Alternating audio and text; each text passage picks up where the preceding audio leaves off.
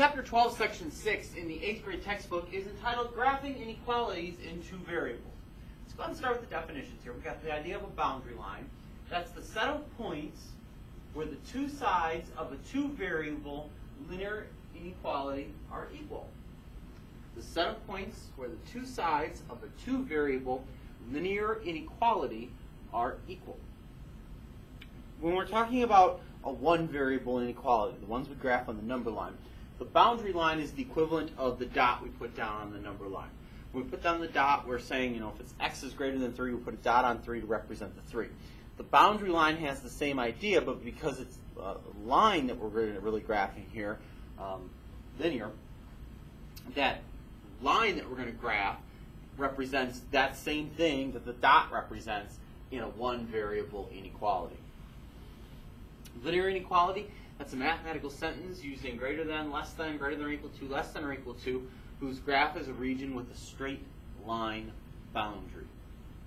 Mathematical sentence using less than, greater than or equal to, less than or equal to, whose graph is a region with a straight line boundary.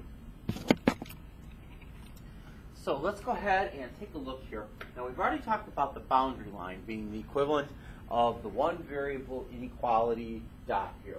What we also have, just like the one variable inequality, is the shading that represents not only the one place where the answer works out, but all the places where the answer works out. So what you need to know is how we graph all these things before we can start actually graphing here. Statements with greater than or less than get graphed with a dashed line. Statements with greater than or equal to, less than or equal to get dashed with a solid line. And then what you're going to do to take care of the shading is you're going to do a test point, which I'll explain to you in the problem. But once you pick a test point, one of two things is going to happen. Either the result is going to be true. If it's true, you shade where the point is.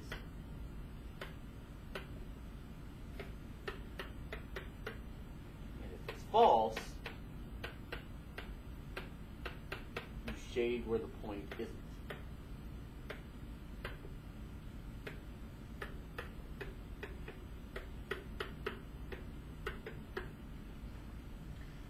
So let's go ahead and take a look at the first one, and we'll give all that meaning here, but you have to know that before we start graphing. We've got y is less than x minus 1. Now what I want you to do is graph this just like it was a line. So pretend it said equals. If it said y equals x minus 1, well, that's in slope-intercept form. All right? So when I'm graphing y equals x minus 1, I'm going to look at what we have at the end here, which says minus 1. That's my y-intercept, where the graph crosses over the y-axis. So on the y-axis, I'm going to put a dot there at negative 1. Then I'm going to grab my slope. My slope here would be what's in front of x, and since there's no number there, that's a 1. But remember, slope is actually a fraction, so that's 1 over 1. So that means from that point, I'm going to have to rise 1 and run 1. So from this point, I'm going to go up 1 and right 1 and put my next point, and then I'll connect those points. All right, so as you can see, the graphing procedure isn't any different than if it was an equation. Now, coming back to this symbol here, because this symbol is less than, we have to graph it a certain way. The reason we have to do that is because we have to discern between what is less than and what is less than or equal to, because the line itself would be the same otherwise. So when it's less than or greater than, the ones that don't have the line underneath, they get connected with a dashed line. As you can see, those points are being connected with a dashed line down here. Okay, so that takes care of the line graphing, which I think is pretty easy. Now the test point. The test point is sometimes harder for people to understand, but it's really not all that difficult. What you want to do is you want to pick some point on the coordinate plane to plug in to the inequality. You can pick any point you want as long as it's not directly on this dashed line. Now what I'm going to suggest to you in almost every situation is to pick 0, 0, the origin. Because when you pick 0, 0, the origin, that's going to end up causing a lot of things to just wipe out in the equation, and it's going to make your work a lot less difficult. You can pick any point you want, though, as long as it's not on the line. You can pick something down here, you can pick something up here, you can pick something over here, you can pick something up here, as long as it's not on a line. The only time you can't pick 0, 0 is if the line goes through 0, 0. And as you can see, this line does not go through 0, 0. If the line ends up going through 0, 0, pick something nearby that's simple to work with, like 1, 0, or 0, 1. You would have a hard time finding a line that would go through all three of those points. That's impossible. So what you want to do after you pick the test point is you're going to plug those points in for y and x in your inequality. And when you do that, you're going to generate a statement. As you can see, when I did that here, I ended up with 0 is less than 0 minus 1, or 0 is less than negative 1. What's going to happen is you're either going to generate a statement that's true, or you're going to generate a statement that is false. And in this case, we generated a statement that is false. Negative 1 is not the bigger number here. 0 is actually the bigger number. What does that tell us? Well, if you remember, when we did one variable inequalities, after we did our dot, we had to do our shading to show you everywhere else it's true. We're doing the same thing here. We're going to shade the inequality on the coordinate grid there to show you everything else that's true. We tested the point 0, 0 here. Again, as we talked about back up here, either two things that are going to happen. If you generate a statement that's true when you do that, you're going to shade where the point is, which is not the case in this particular question. If you generate a statement that's false when you do that, which is indeed what happened here, you want to shade where the point is not. So what I mean is here, where is this point not? This point is not beneath this line. The point is above the line. So because this worked out to be false, I'm going to shade everything that's beneath the line here, which is what you can see this area is shaded in gray for. If it had worked out to be a true statement, you're going to shade where the point is. Since the point is above the line, all right, you would then shade above the line. But since it's false, I'm shading where the point is not, which is beneath the line. That means that any point in this shaded area that I pick, if I now go plug it back into the inequality, I'm going to generate a true statement, a true inequality. So whether I come out here and pick 4, 0, or I come down here and I pick 0, negative 4, or I come down here and pick negative 2, negative 5, or I come down here and pick 5, negative 5, when I plug that into the inequality, that's going to end up generating a true statement.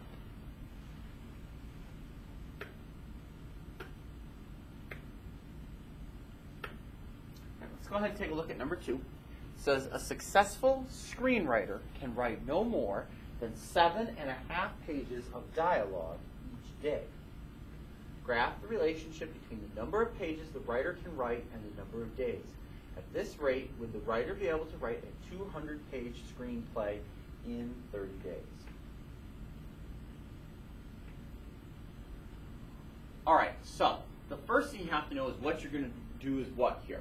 All right? If we come down and look at the graph, that's actually very helpful for us. Usually it's not so helpful for us right away, but as you can see, they marked here that they want the x-axis, which means my x numbers are going to represent the number of days, and they want my y-axis to represent the number of pages here. All right, so if I was trying to figure out how many pages I wrote in one day, you would tell me that it's 7.5 times 1, or 7.5, which is good. If I asked you how many pages I wrote in 2 days, you would tell me it's 7.5 times 2, which is right. If I asked you how many pages I wrote in 3 days, you would tell me it's 7.5 times 3, which is right.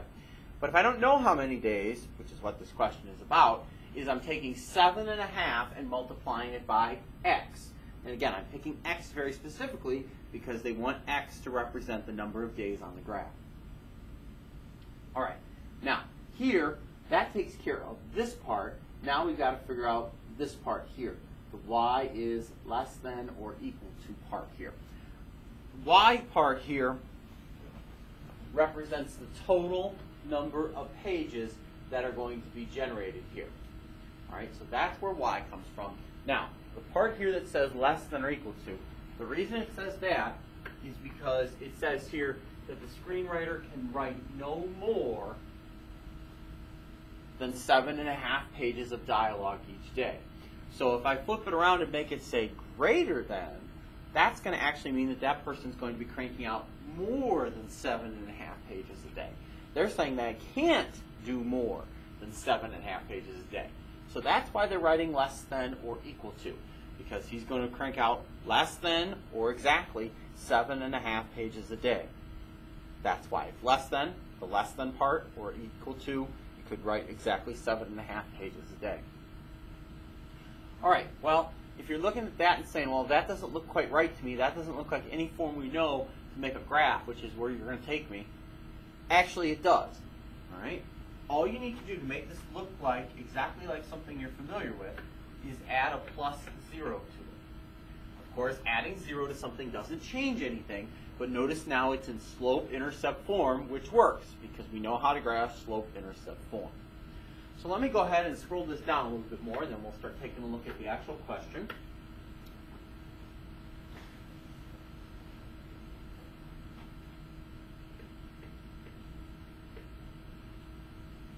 All right, so we're going to graph that 7.5x plus 0 form. And remember, even though it's an inequality, it gets graphed the same way as a line does. The only thing we have to remember is when we're done, we're either going to connect those points with a dashed line or a solid line. It's going to be a dashed line if it's one of the symbols that does not have the line underneath it. It's going to be a solid line if it's one of the ones that does have the line underneath it. And as you can see, this one does have the line underneath it, so we're going to graph this with a solid line. So 7.5x plus 0. So that plus 0 at the end is the y-intercept, where the graph crosses over the y-axis. So dot at 0, 0, that is what you can see. Then the slope here. My slope is 7.5 over 1. Remember, the slope is always what's in front of x. Right, 7.5. And again, you want to go ahead and write that as a fraction. So 7.5 over 1. That means from the point I've already made, I'm going to rise 7.5 and go over 1. Now, to make this a little bit easier, as you can see what they've done, is they've graphed this in increments of 10. So let's say instead I just want to talk about 10 days. That means I'm simply multiplying the top and the bottom by 10 here. That's going to give me 75 over 10. So for my first graphing point, I'm going to go up 75 units and over 10, which again is right there. You can, if you want, go up 7.5 and write 1 each time, but you'll see that you do end up going up 75 and write 10 to this first unit. And again, the only reason I did that is because it happens to be right on a grid marker that has already been identified. Connect my point with a solid line,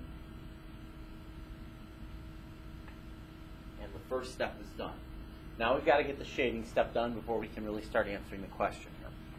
So, the line does go through 0, 0 here. So we can't test 0, 0. Right? That's not going to work.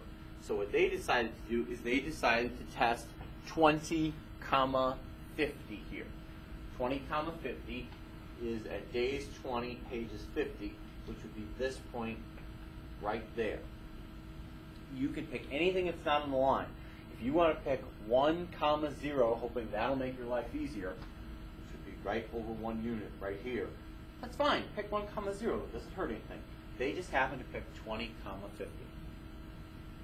So I'm going to go into my equation here and change x into 20 and change y into 50. And when I do that, I get 50 is less than or equal to 7.5 times 20, or in other words, 50 is less than or equal to 150. Since that happens to be a true statement, I'm going to shade where the point is. So that means since the point is to the right of the line, I'm going to shade this area to the right of the line. Okay, so now let's go back and look at the question because we've graphed it, but we really haven't answered the question. It says, at this rate, would the writer be able to write a 200-page screenplay in 30 days? So remember now, this shaded area over here represents everything that's going to work in the inequality. So they're saying at 30 days, will 200 pages be in the realm of possibilities? Well, if we go up from 30 days to 200, as we can see, that is in the shaded area. Since that's in the shaded area, that means that's going to work, which means yes, the screenwriter would be able to write that 200-page screenplay in 30 days. If I said, would the writer be able to write a 250-page screenplay in 30 days? Well, as you can see, if we come up from the 30 to 250, that is not in the shaded region. Since that's not in the shaded region, that means that's not going to work. And since that's not going to work, the writer wouldn't be able to do that. He'd be able to do anything that's in the shaded region, but not the stuff that's in this white area here.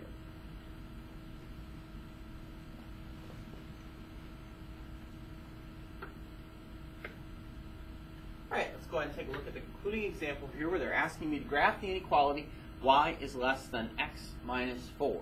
So again, this one is also in slope-intercept form, so that's how we're going to go about graphing this question. We look at the end here in slope-intercept form because that's going to give me my y-intercept. My y-intercept out here says minus 4, so that means this graph is going to go through the y-axis at negative 4. So I put my dot at negative 4. Then I'm going to go ahead and take a look at my slope. My slope is what's going to be in front of x, always in slope-intercept form. Since there's no number here in front of x, that means the slope is 1, and we're going to treat that as a fraction, so that's going to be like 1 over 1. So that means from this point, I'm going to go up 1 and right 1 and put my next point. So up 1, right 1, put my next point. Now notice the graph is going by 2's, that's why I'm only going half a box, half a box. Now, remember, when we connect the points here, you have to connect the points the right way. Since this is one of the symbols that does not have the line underneath it, we're going to go ahead and connect this with a dashed line, which is what you see they've done here. All right, now I want to go ahead and test a point. Remember, you can test any point that's not on the line. In this question, the graph does not go through 0, 0, so I'm going to test 0, 0. Remember, all that means over here is I'm going to change x into y into 0 and see what pops out. And when I do that, I have 0 is less than 0 minus 4, or 0 is less than negative 4. Well, we all know that 0 is not less than negative 4. That's a false statement. Because that's a false statement, I'm going to shade where the point is not. Again, when it's a true statement, I shade where the point is. When it's a false statement, I shade where the point is not. Since 0, 0 is not beneath this line or to the right, depending on how you want to look at it, that's why they've shaded this area here. 0, 0 is above the line or to the left of the line, depending on how you want to look at it. Since it's a false statement, we're not shading where that is, where that region is. We're shading the opposite region. And that's the solution to y is less than x minus 4 graph.